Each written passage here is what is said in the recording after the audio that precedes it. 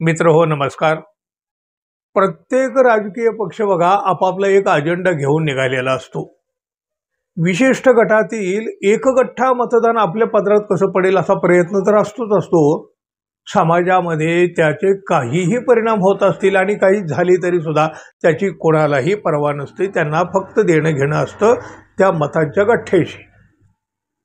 पण त्यांनीच मांडलेल्या या मुद्द्याबाबत तरी ते राजकीय पक्ष किंवा नेते प्रामाणिक असतात का हो, हा प्रश्न सुद्धा तितकाच महत्त्वाचा आहे.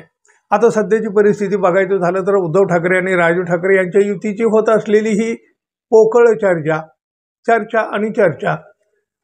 महाराष्ट्र नवनिर्माण सेनेचे प्रमुख राज ठाकरे यांनी एका मुलाखतीत सांगितलं, मराठी माणूस आणि महाराष्ट्राची अस्मिता यापुढे आमच्यातले वाद काही मोठे नाहीत, म्हणजे ठाकरे बंधूमधले. मग उद्धव ठाकरे यांनीही तसाच प्रतिसाद दिला ना लगेच्या लगे. तरीही काही दिवस केवळ आणि केवळ चर्चेमध्ये गेले आणि त्यानंतर मात्र आता वाद सुरू झाला. मनसेचे ते संदीप देशपांडे वाटेल तसं बोलू लागले आहेत. ठाकरे सेनेकडून जशाच तसं उत्तरही दिलं जाऊ लागलं आहे या देशपांडे यांना. ठाकरे बंधूंची युती होणार नाही याचे संकेतच या वादातून आता मिळू लागलेले आहेत. बघा ना, ते संदीप देशपांडे यांना राज ठाकरेचं हे जे काही विधान ते करू लागलेले आहेत ते त्यांना कोण, म्हणजे राज ठाकरेच बोलायला लावत आहेत की काय, असा प्रश्न तर पडतो. कारण त्याशिवाय संदीप देशपांडे एवढी टोकाची विधानं करतील का हो, कसं शक्य आहे. मग राज ठाकरे यांनाच युतीची चर्चा आता बंद करायची असेल तर मग आता कुठं गेला मराठी माणसाचा आणि महाराष्ट्राच्या अस्मितेचा पुळका.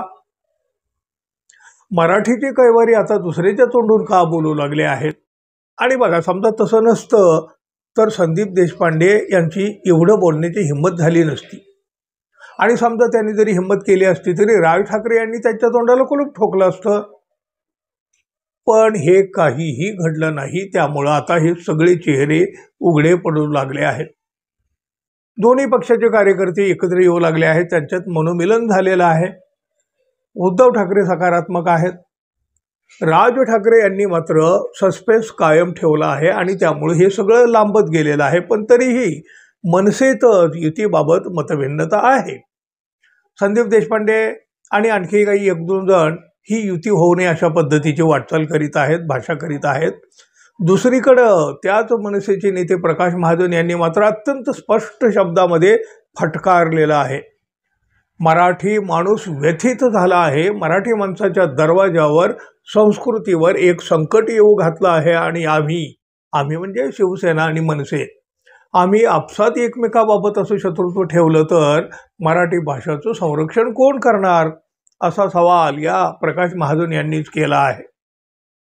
युती होईल की नाही होईल हा विषय भविष्याच्या गर्भात आहे. मात्र एक विषय असा आहे की असं काही झालं तर इतिहास आणि मराठी माणूस कोणालाही क्षमा करणार नाही.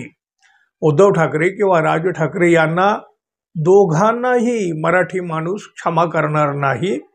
ज्यांनी मराठी माणूसांनी त्यांच्या स्वाभिमानाचा विडा उचलला आहे त्याची एक चूक मराठी माणसाला आणखी 100 वर्ष मागं लोटेल. इतिहास त्याची नोंद घेईल, ती काळ्या अक्षरात सुद्धा असू शकते, असं प्रकाश महाजन यांनी म्हटलंय. म्हणजे बघा, संदीप देशपांडे एक बोलतात आणि प्रकाश महाजन हे नेमकं त्याविरुद्ध बोलतायत. मराठी माणूस नाहीच माफ करणार हो, नाहीच माफ करणार यांना. बरोबर आहे प्रकाश महाजन यांचं.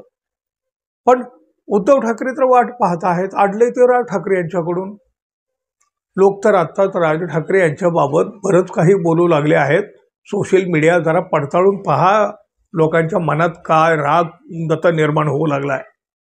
मराठी माणूस आणि महाराष्ट्राची अस्मिता याबद्दल राज ठाकरे यांचे विचार खरे आहेत की राजकारणापुरते, असे प्रश्न देखील आता विचारले जाऊ लागले आहेत. मित्रांनो, तुम्हाला काय वाटतं तेही जरूर सांगा. धन्यवाद. पुन्हा भेटू. तोपर्यंत नमस्कार.